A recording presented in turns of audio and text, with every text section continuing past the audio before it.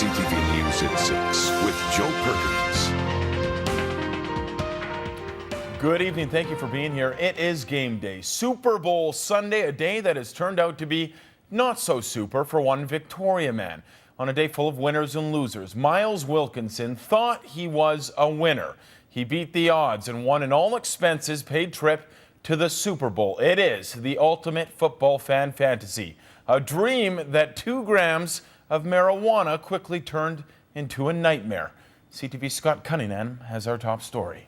The 2013 Super Bowl. It's the sights, the sounds that make Super Bowl Sunday an epic spectacle. But for one fan, a VIP seat at a huge Super Bowl blast in Vancouver, but it's not every day that you get a couple of Pro Bowlers. And meeting a legend of his favorite team. That's Sean Alexander. We're talking that Sean Alexander. Oh my God, right? You know, like, wow, my knees almost buckled. Glad they didn't. Will always be second best. I heard your story, brother. Sorry about that, man. A self-proclaimed NFL junkie, Miles Wilkinson had scored an armchair quarterback's touchdown. I likened it to a devout Catholic being invited to the Vatican by the Pope. His fantasy league team had scored big. Bud Light Canada was sending him to New Orleans for the Super Bowl. It was a dream the Victoria man's past would not allow him to realize. I haven't been down since 2001, and they amped up their security, and that's when it come back to bite me. About to board a flight from Toronto to New Orleans this week, 1981 came calling. As a 19-year-old, Miles spent a night in jail and paid a $50 fine for possessing 2 grams of marijuana. The weight of just 2 joints, enough to keep him out of the United States some 30 years later. A 32-year sentence for a $50 fine. That's wrong. Leaving his partner to take in Bourbon Street and the big game, Miles woefully returned home and took up Bud Light Canada's consolation offer, a Super Bowl party in Vancouver. But he's also taking a new fight to decriminalize the drug, which shattered his NFL fantasy. I'm not the only one. There's thousands of cases of people being turned away at the border for such a simple little thing, and that's wrong. His Super Bowl Sunday won't be the memory he had hoped for. His past made sure of that, but his future will be spent helping the Sensible BC campaign to decriminalize pot and make sure his fellow fans don't share his same fate. Scott Cunningham, CTV News, Victoria.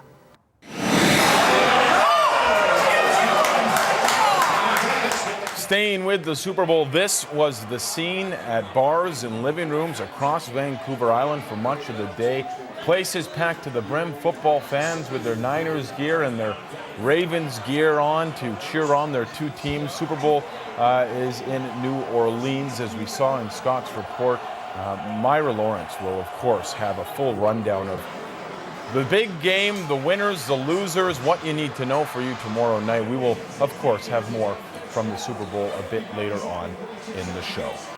Well, the Super Bowl, not the only big game being played today. All weekend long, there has been furious action in Saanich. For one of the biggest gaming events in the country, thousands of people spent their weekend at GottaCon, battling it out at Perkins Arena. Many playing violent video games, the same games that some say are fueling the recent series of tragic gun shootings across the U.S. And while gamers admit their hobby can be violent, they say conventions may be part of the solution. Every flick of the stick is a critical move. What we have here is our Black Ops 2 tournament, free for all. Black Ops 2 is the latest shoot-'em-up video game in a series called Call of Duty. Video game players or gamers love it. It's fine. It's fun. I like shooting games. Since Friday night, the 5th year of GottaCon has been running around the clock. Thousands have walked through the doors straight into some sort of game. Video games are the most popular. They're just fun to play, and I enjoy them a lot. Today, video games are widely played online. On any given day, gamers say you'll find thousands of people online, carefully selecting virtual weapons before entering virtual arenas to battle it out. But unlike online, where identities are kept in the dark, GottaCon puts the gamer front and center. It's positive because they actually get to interact in person with these individuals. And everybody knows online, your social interactions aren't as tame as they are in person. So if anything, I think it's better for them to be in person and see who they're playing with. As the debate over gun control continues in the U.S., some advocates for stricter gun laws are pointing to video games as a growing problem, a dangerous contributor to recent gun tragedies that needs to be regulated more heavily. Gamers here are well aware of the argument and say violent video games are not to blame. If the person is in the right frame of mind and know it's just a game, right? So it's nothing that has to be continued into real life. Organizers agree. They know it isn't real. They're participating, enjoying their hobby, which they do at home or with their friends all over the world. Only this weekend they do it here, in a controlled environment that organizers say is growing every year, as gamers take their hobby out of the living room and into the public, a move many here feel is in the right direction. RCMP on the mainland are investigating after a police cruiser was hit early this morning while police were responding to a separate motorcycle crash. It happened in Burnaby along the busy highway number 1. A man and woman were riding a motorcycle when they crashed just before 1:30 this morning. While Mounties were responding to the scene, an SUV slammed into one of the police cruisers, pushing it into another officer's car.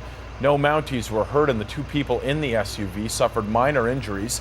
RCMP say the driver of the motorcycle may have been intoxicated at the time of the crash. Police continue to investigate. And we're learning more about the man who is set to appear in court tomorrow in a stabbing rampage at a Vancouver apartment building.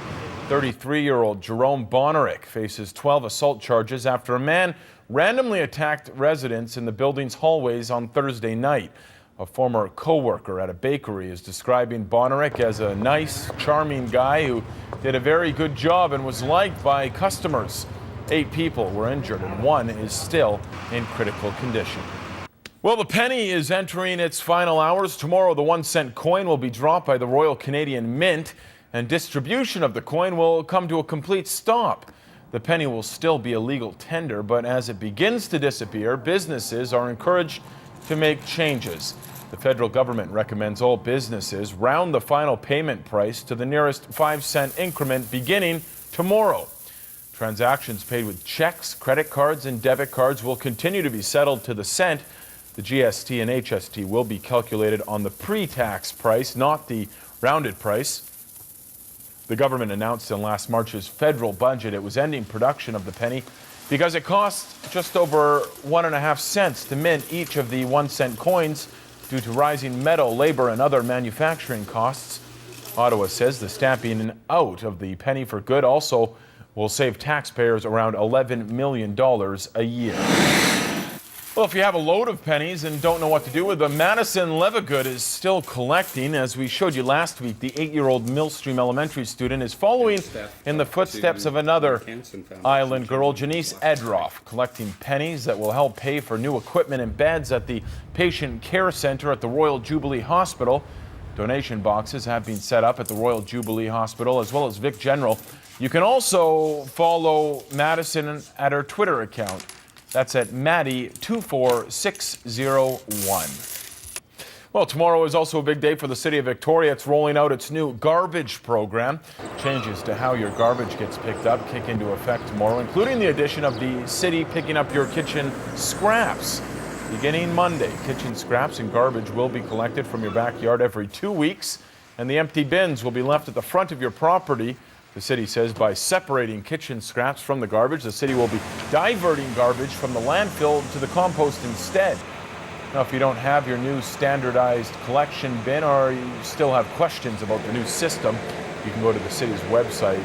The new collection schedule can also be found there as well. Before we take a break, some good news for Vancouver Canucks fans. Today, Ryan Kesler practiced with his Vancouver Canucks teammates for the first time this season, but Kesler says that there's no timeline on when the big forward might return to the lineup. Kesler says he's going on the upcoming road trip, which will see the Canucks visit Edmonton tomorrow night and Minnesota on Thursday. Ryan Kesler, number 17, has been out since a couple of surgeries back in May and June.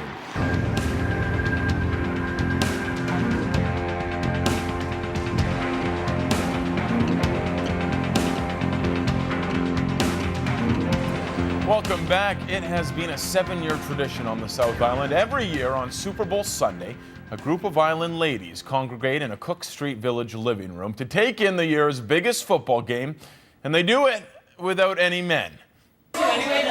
Welcome to Chick Bowl 7. If you're keeping tabs, yes, the venue looks a little different this year.